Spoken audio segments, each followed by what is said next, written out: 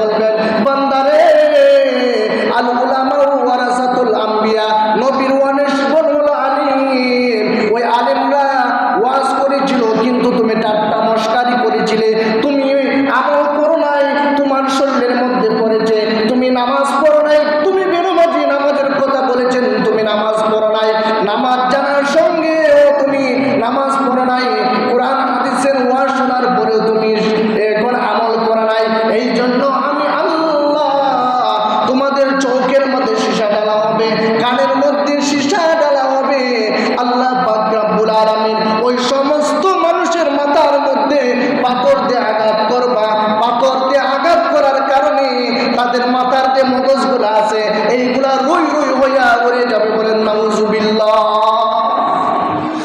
আল্লাহ পাক রব্বুল আলামিন এমন কঠিন শাস্তি দিবা,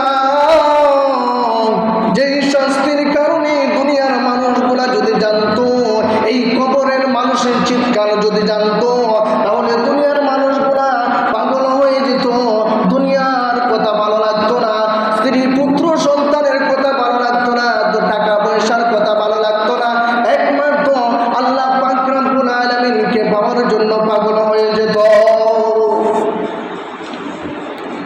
দুই নাম্বার নামাজি হলো যারা প্রতি শুক্রবারে নামাজ আদায় করে, যারা শুধু শুক্রবারে আদায় করে।